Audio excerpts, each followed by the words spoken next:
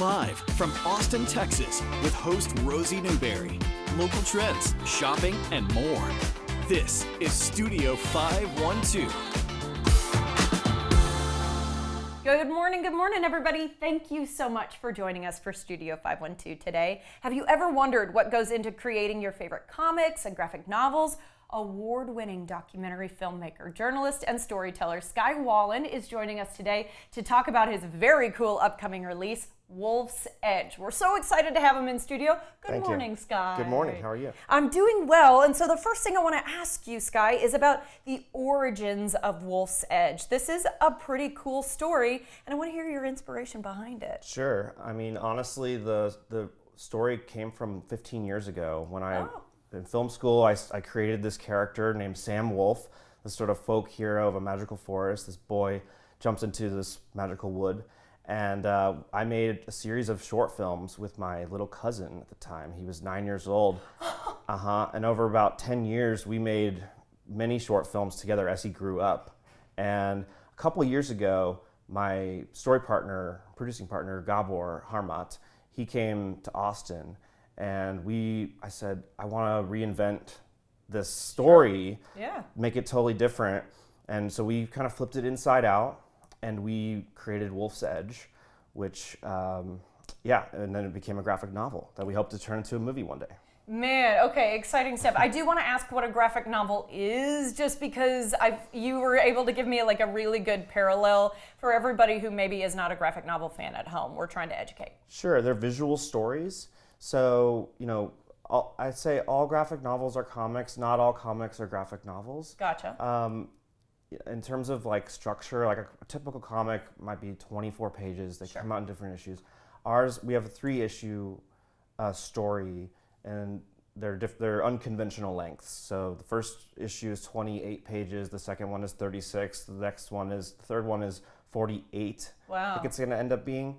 And we're going to combine all those into volume 1.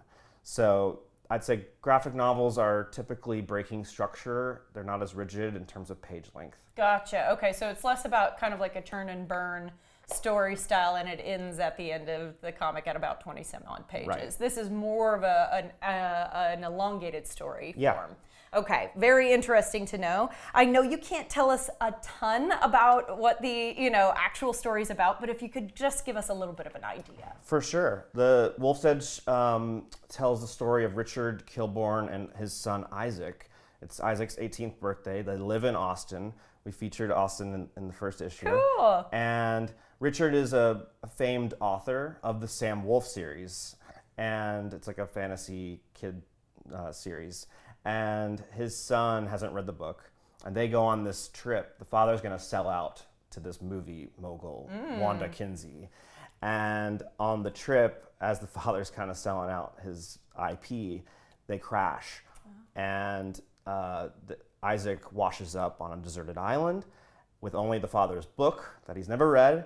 And he basically becomes this sort of twisted version of his father's character, Sam Wolf. Oh, fascinating. Mm-hmm. You were telling me kind of a meta idea, right? Yeah. His father's book kind of becomes his spiritual guide. It does. Along the way. So a lot of adventure to be had, which is pretty exciting. Yeah. I want to make sure that I ask about the process of creating a graphic novel, because you've actually brought bits and pieces of the entire story work here, which is so cool. You even have, guys, look at how thick this is. This is the script that you started with, right? Yeah. And then you worked hand in hand very closely with a friend who is an artist. Yeah, so Gabor and I wrote this screenplay together. So this is it's just to give you an idea of how this process, so this is kind of what we ended up with. Mm-hmm. And then we found Artur Varai, who's an incredible artist, and he took the script and adapted it into visual images. He is, I can't get over the level of detail that I'm seeing in the eyes. There's a beach scene up here and running through the water. If you wouldn't mind turning just a little bit more. Of course. This is that all way hand people drawn. can see. That's incredible. No AI. And so this is just to kind of give you an example of before and after here. So Here are the little eyes afterwards. Yeah. My goodness, This is once we kinda got color into what it. we're doing. So Artur has just done such an incredible job, and you know. Wow. these And are- the amount of expression he's able to get out of some of these faces. Right. So that is really cool. And Yeah. I know you as the author wanted to have a ton of oversight of like, this was my dream. I need to see this come to life the right way. For sure. I mean, you know, I think the key in this, all these arts are collaborative mediums, and you just have to find the right people and let them fly. Yeah. You know, because making art in chains is no fun, and over micromanaging is also just doesn't. It makes it not fun. Like Sure. the work has to be fun because it bleeds onto the page. Absolutely. So a lot of inspiration for Artur, and then he gets to run with it. Right. Okay, I wanted to ask about your Kickstarter because you've got one going. Yep. And you said actually kind of this is the way the comic book world is working right now. So can you educate us a little bit on that? Yeah, I mean the publishing industry. You know, Diamond Comics is the biggest distributor. They just filed for bankruptcy. Yeah. You know, it's a crazy time for traditional the comic industry. But Kickstarter has become a wonderful home for indie creators like ourselves, and we are able to directly interact with lovers of comics, lovers of graphic novels, lovers of stories, cool stories. And yeah, so basically right now you can essentially pre-order the books, and So we're like kickstarting you by giving you money, but in return we get to be one of the first people, right, who get to have these graphic novels absolutely. in our And hands. there's like special covers and stuff, like this plastic double cover, which is really fun. That's the limited edition. This is super cool. Look at this. Yeah. Awesome. And yeah, and like this is paying for the printing, the artists, and allowing us to continue the work. Yeah, So- it is. It's a lot of work, and Yeah, it is. I honor you for that. It Okay, is. you're also a filmmaker, as you were talking about with your cousin, which I think is so cool. Yeah. What are your hopes for the future of Wolf's Edge? Well, we're really just focused on the Kickstarter, getting books into hands, getting reactions, interacting with the audience, and hopefully make this. I mean, we are making this into a feature film, so there's a lot of steps ahead of that. But you know, the key is to grow an audience. So any support in that realm helps us to continue and grow. You know, Absolutely. indie storytelling. I think it's so huge, and we're supporting a local Austin artist, and Austin gets featured a little bit. Yep. Nothing wrong with that. There's some skyline stuff. There's the bridge. There's Lady Bird. Oh, It's very all in there. cool. Well, congratulations on everything you've achieved so far. I can't you. wait for Volume 2 to come Yeah. out. Thank you so much, Appreciate Sky. it. We Thank you, appreciate Rosie. it. Of Thank you course. both.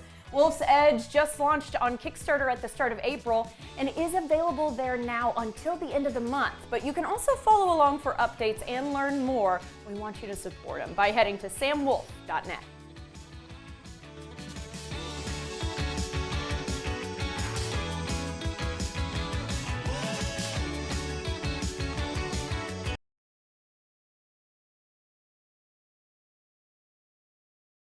The following portion of Studio 512 is sponsored by Craft Body Scan. Craft Body Scan wants to help you take control of your health with potential early detection of things like heart disease, cancer, and more. Jeremy Morgan is here to tell us more about it. And Jeremy, my first question is to ask a little bit more about Craft Body Scan and what it is y'all do here. Well, thank you, Rosie. First of all, I appreciate you coming out here. Obviously, anytime we get an opportunity to share with folks what we do at Craft, we'd like to take that opportunity. We're here to spread the word that there is a way to get access to this kind of technology, CT scanning, when you want to, not just after you need to. And most of us have been conditioned to go to the doctor, and the doctor and the insurance get together and decide we can get a scan after we have a certain number of symptoms and complaints. We're trying to get ahead of that, and so it's all about preventive. Absolutely, and we're going to talk more about that in just a second, but can you give me an example of some of the scans that you can run? Well, the one that we are most popular and most known for is our couples heart and lung scan, which we'll be talking about a little bit here today, I'm sure. But we take a look at the heart and lungs because you probably know heart disease is the #1 cause of death for men and women. 1 in 3, unfortunately, will die from heart disease.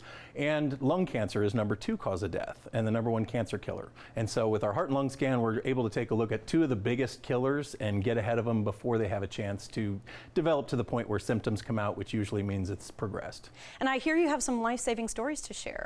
You know, one of the things I love about this is we have stories on almost on a daily basis, and I kind of divide it into two categories, what I call door number one, door number two. Door number one is like clean bill of health, peace of mind, everything's good. Yeah. So sometimes people come in and they're actually afraid that they have something, maybe they've smoked for many years, and they're afraid, I know I have lung cancer, and then we get to tell them, no, clean bill of health, your lungs are fine. Door number two is where we say, well, thank God we found it now. Because typically things like that, they're going to show up, they're going to rear their head eventually, but if we can find it sooner. So we find people with calcified plaque in their arteries, which tells us there's a heart attack, an event coming. And it's a pretty regular thing where we see someone with elevated plaque, and we're able to give them that information to get with their cardiologist, take action before it becomes a heart attack. You said you've got a little special going on, so can we talk more about that? Yes, we're really excited to offer the couple's heart and lung scan. We want to make this accessible to as many people as possible. Normally that scan is $1,360 per person, wow, which is not accessible for everybody, but what we're doing through the end of April, it's $149 per couple for the same exact couple's heart and lung CT scan. It's going to give a coronary calcium score of all 5 arteries while looking at the heart and the lungs. Okay, sounds good to me. Jeremy, thank you for the information today. Absolutely. I appreciate you coming out, Rosie.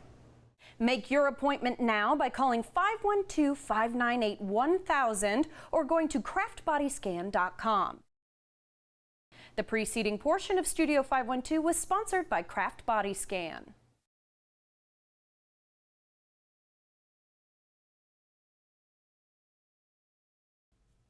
Welcome back, everybody. The 4th annual Books and Bees Festival is happening this weekend in Bee Cave. Gretchen Harden, Assistant Library Director, is here to tell us more about what to expect at this free, write that down, free and family-friendly event, which we can't wait to talk about. Gretchen, good morning. Good morning. Thank you so much for having me. Thank you for being here. Talk to us a little bit about the fest. I feel like you guys leaned into your name, Bee Cave, For right? sure. What's the idea here? So we wanted to have a book festival for the area because we didn't have anything like that out just west of Austin, but we also wanted to bring in some of what was unique to Bee Cave, and that means bees and hill country and nature, and so we wanted to combine those two into an event where people could come, people who are book lovers, people who are nature lovers, and could come and celebrate those things together. I like that you've kind of combined these two things because people really can learn about bees, they can learn about wildflowers and all sorts of things while they're there, right? Exactly, yeah.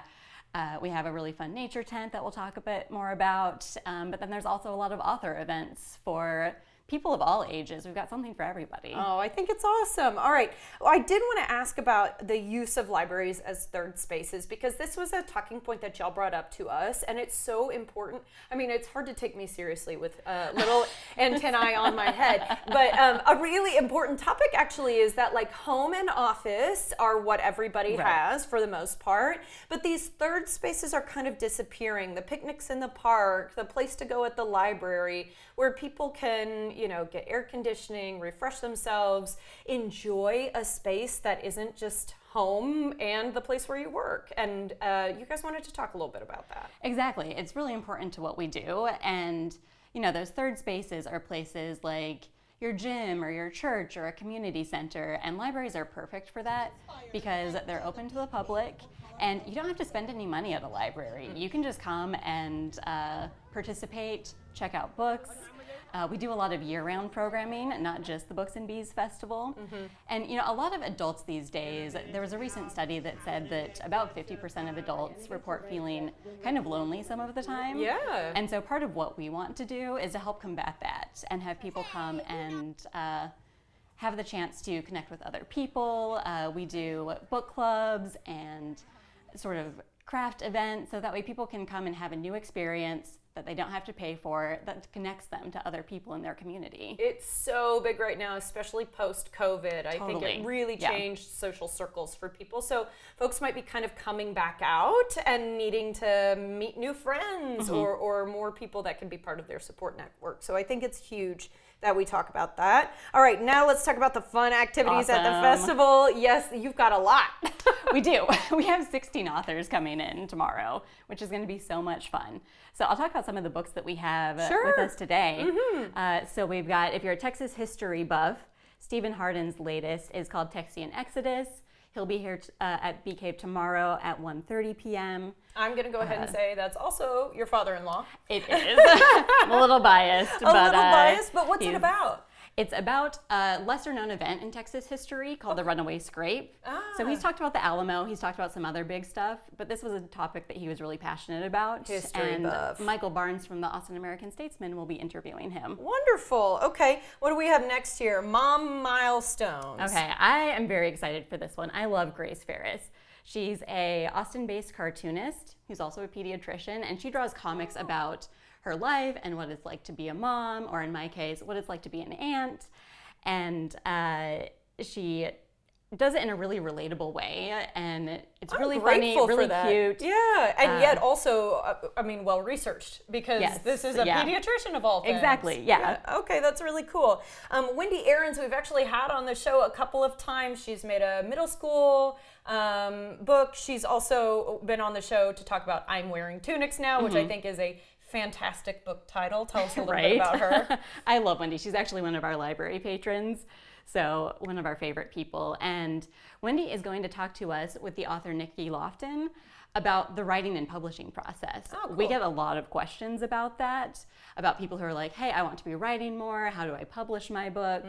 And so they're going to be talking in conversation about how they make that process happen, and a bit about what you can do next, like next steps. She's also quite funny. Oh, So- Wendy's hysterical. Yeah, I love Wendy. so that's going to be a good time. And this last one here. Absolutely. So Kazu Kibuishi is a Hill Country-based author and graphic novelist, so it ties in very well to Wow, the previous today. segment. Yeah, I love this. And the Amulet series is very popular. He came to our book festival a couple of years ago, actually, and this year we wanted to have him back to do something a little different. So he's going to be doing a drawing demonstration for the kids. Neat. To get into like sort of how he does his art, and he's very popular. We tell people, he's coming and they're like, oh my gosh, like Kazu Kibuishi's gonna be there. Well, if his art on the cover is any indication, my goodness, he's going to have some really cool stuff to I show know. off. Yeah, so that one's Wow. perfect for like older elementary kids, middle school kids. Yeah, and we've also got live music, all sorts of other things happening activity-wise, right? Exactly, yeah. So obviously the books are a big part of it, but we can't forget about the bees. So we have a nature tent that has local organizations like St. Edward's Wild Basin Research Center. So they're going to talk a bit about what they do. We have a local beekeeper who comes every year that talks about his work and brings like a cross-section of a hive to kind of it's get so kids cool. up close and personal. The more you learn about bees, the crazier it gets. Oh, it's nuts. Yeah, Yeah. it's really neat. And of course, you've got special things going on for the kids. I want to make sure that I ask in our last minute here about how folks can attend. Absolutely. So it's completely free to attend. It's very family friendly, but if you're coming without kids, we got something for you too. It's out at the Bee Cave Public Library, Saturday, April 12th, from 1 to 5 p.m. Wonderful. And then a question I want to follow up with is the Bee Cave Library is the Bee Cave Public Library. Just us, yeah. It's just the only location out there in Bee Cave. And importantly, you don't have to live in Bee Cave in order to be a patron of that library. Correct. Come and see us. Bring your up-to-date Texas State ID with you, and we'll get you a library card. Sounds good to me, and it sounds like a lot of fun. It is, yeah. Yeah, 4th annual and only getting bigger every year. That's right. Gretchen, thank you so much. We appreciate it. Absolutely. Thank you. All right, lots to see and do with the whole family at the Books and Bees Festival this weekend. Learn more about all of the fun activities on offer at booksandbeesfestival.com.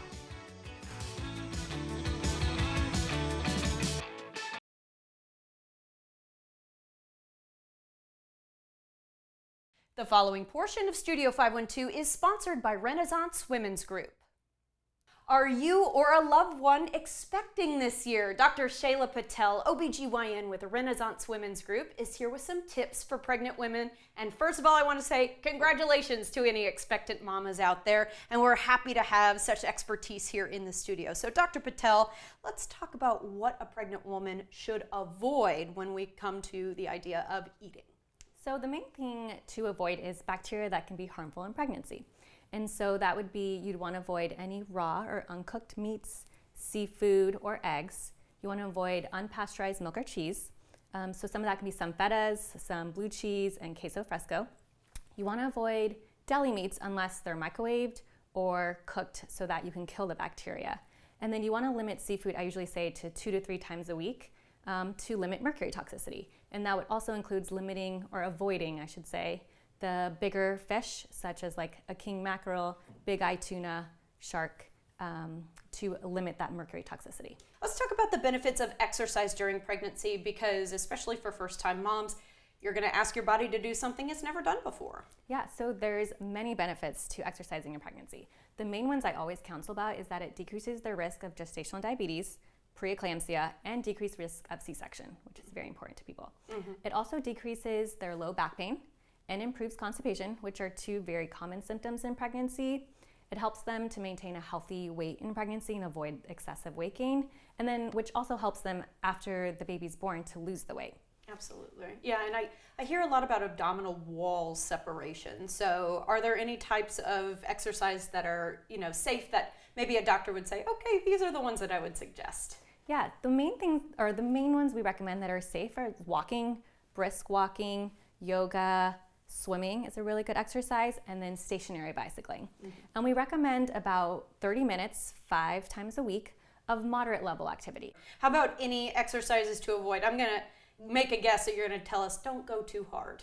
Yes, and so exercises to avoid would be anything that can like increase the risk of harm or injury to you. So contact sports like basketball or soccer, skiing, scuba diving, skydiving. But I will say that for patients who do exercise regularly, like running, jogging, weightlifting, any racket sports, as long as they've been doing it before their pregnancy, they can continue to do them in their pregnancy. Of course, as long as, if they have any symptoms, pelvic pain, bleeding, to stop it immediately. Dr. Patel, wonderful advice today. Thank you so much. No, of course. Thank you. Learn more about services provided by going to renaissancewomen's.com. The preceding portion of Studio 512 was sponsored by Renaissance Women's Group.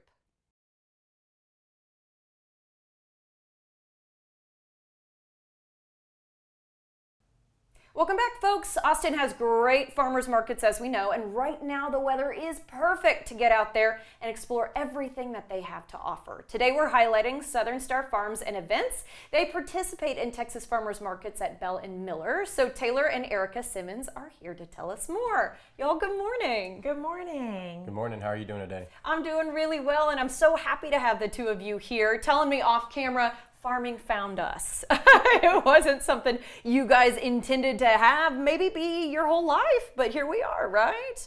Yep, okay, big nods. All right, Taylor, we're coming to you first. You wanted to teach us a little bit about regenerative farming today, and I told you off camera, I don't actually know what that is. So if you wouldn't mind, first give us a definition and then talk to us a little bit about it. So regenerative farming is a little more holistic approach to gardening. We don't do we try to prevent a lot of heavy tractor equipment on the gardens. Okay. We don't do any sort of heavy fertilization in the gardens. We really rely off the soil diversity and the soil health.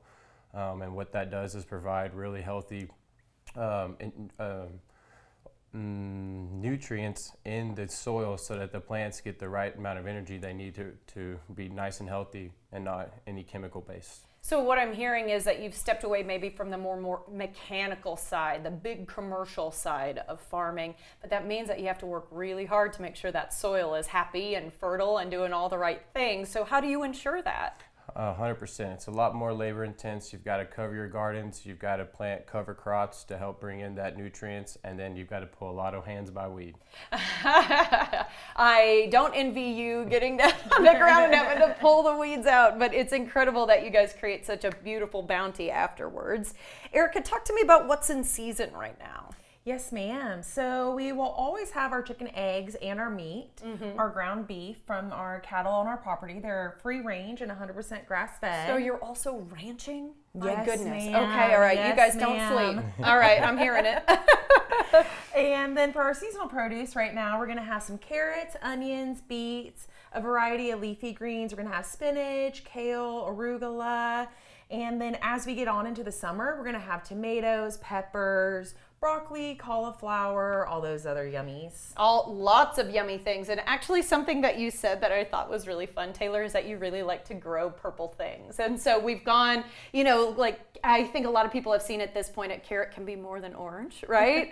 So you've got a couple of purple options sitting here on the table. Can you just tell me what I'm looking at? These are the purple haze carrots that we grow. So these are kind of our specialty. Nice. And then what are these? We've got Golden Beets right there. Okay, thank you. We've got Golden Beets. I feel a little embarrassed that I should maybe recognize these vegetables as they come out of the ground, but I'll tell you, I don't. Erica, what are these? We got some of our white onions, and then back at the farm, we do have some more red onions as well. Lovely. Okay, and as you said, you always have meat, you always have eggs. Big deal, as eggs are so expensive right now. Talk to me about your canning as well. Yes, ma'am. So we never want any of our produce to go bad. So anything that doesn't sell fresh at the market that week, we take back to our commercial kitchen and turn into a jarred good. That way we can extend that shelf life.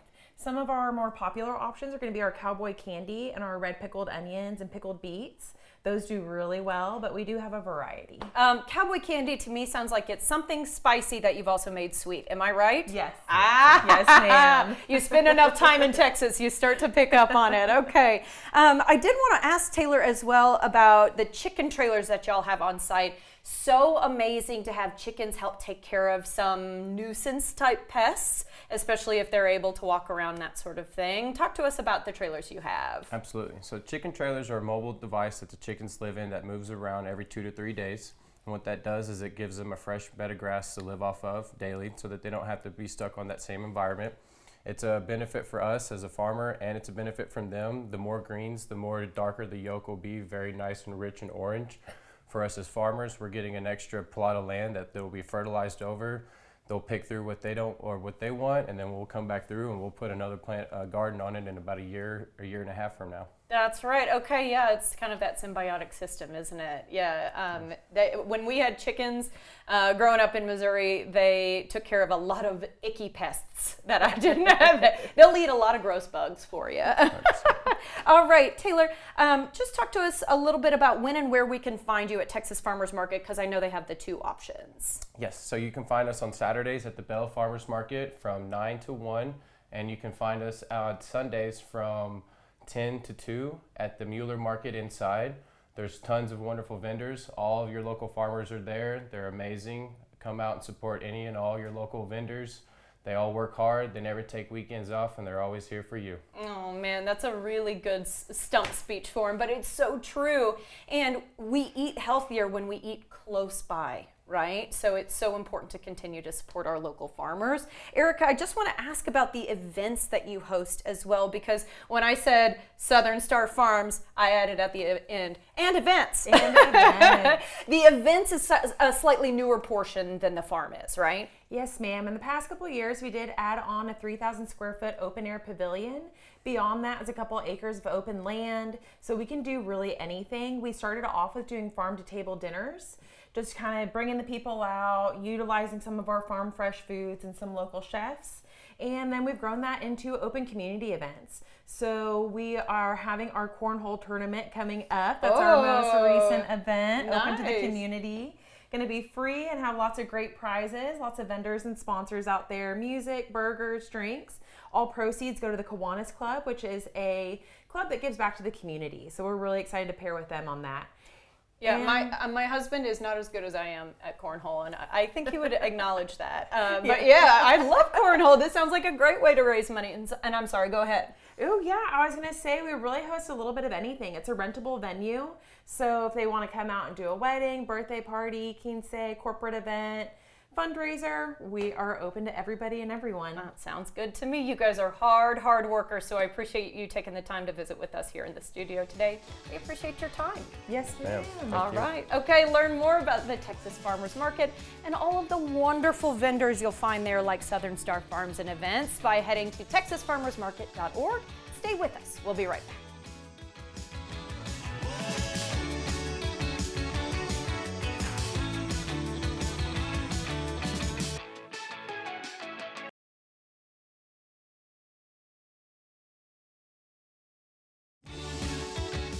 We have a lot of fun here on Studio 512. If you missed any of our great segments, be sure to check out our website, where we like to post the fun things we do. Our feed covers content like arts and entertainment, food and drink, fashion and beauty, home and garden, stuff for kids and pets, as well as information from area experts. In addition, you can check out web-exclusive content that you can only find on Studio512TV.com. We also love to post behind-the-scenes funny moments, outfit inspirations, and more on social media. Find us by searching for Studio 512 on your favorite platform. You don't want to miss a single post. Be sure to follow us, check out our website, and watch us every weekday at 11 a.m. right here on CW Austin.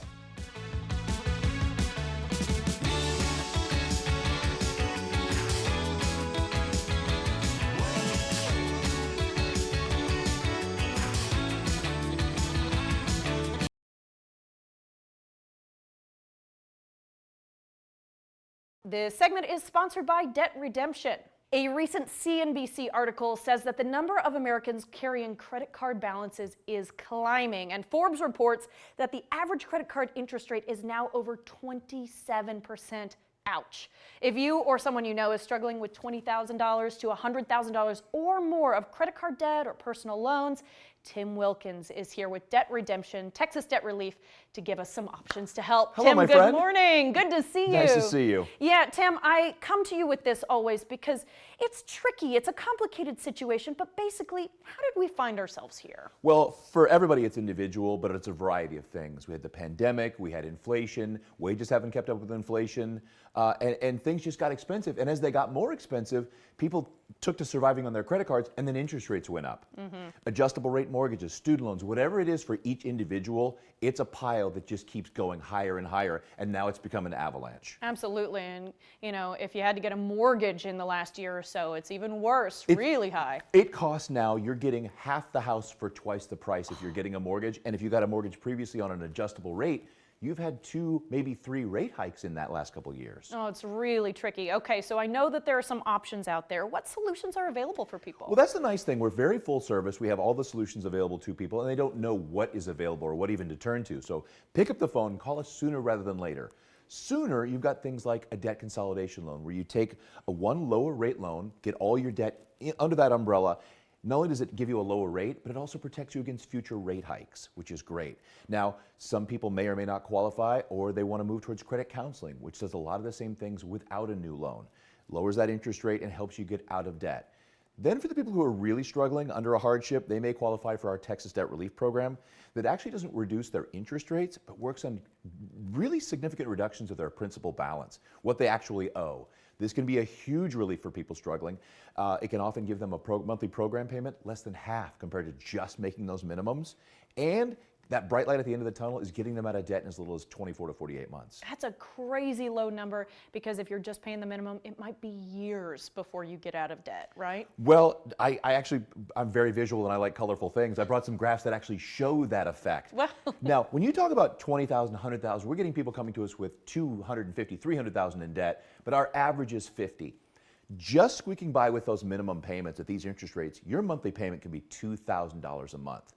You move to a debt consolidation loan, it could be under $1,000. Credit counseling could be under $11,000, a huge relief. The Texas Debt Relief Program, you could be at $750. Now, that $1,250 difference between the two of those is the safety net, the rainy day, the car breaking down, the things you no longer have to stress about every day as a family.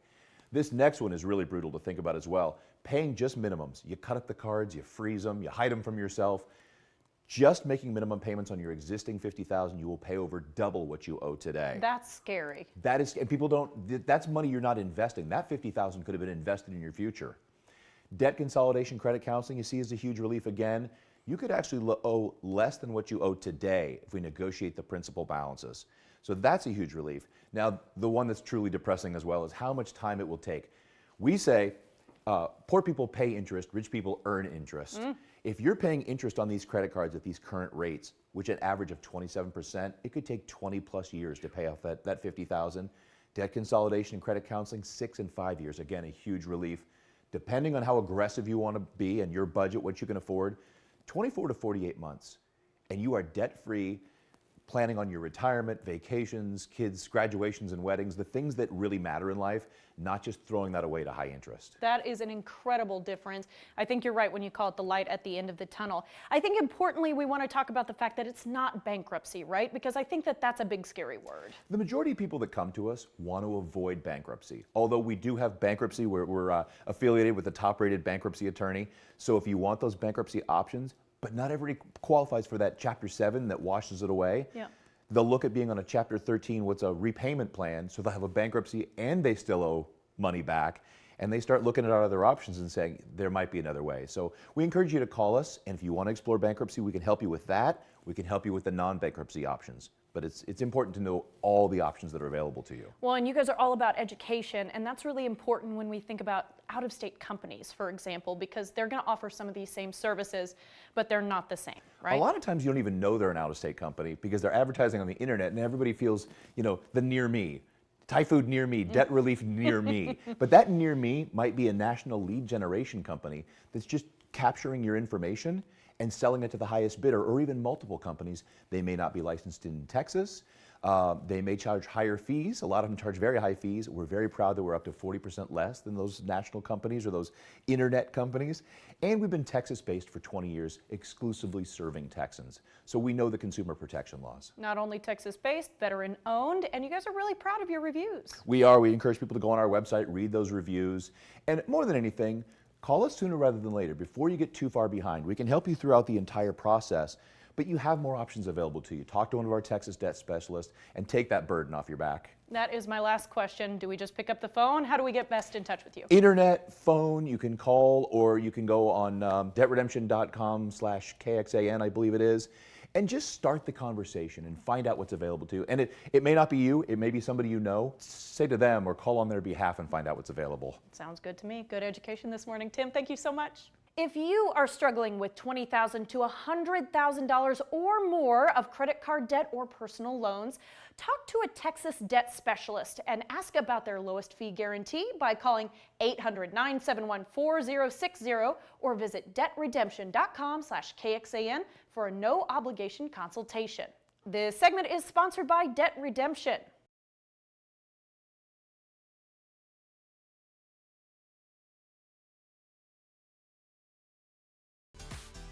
Hey, we are happy to be able to offer you some help if you're out there searching for jobs. KXAN has partnered with ZipRecruiter to help you find thousands of job openings in Austin and around the country. Just go to KXAN.com/jobs where you can search thousands of new postings every single day.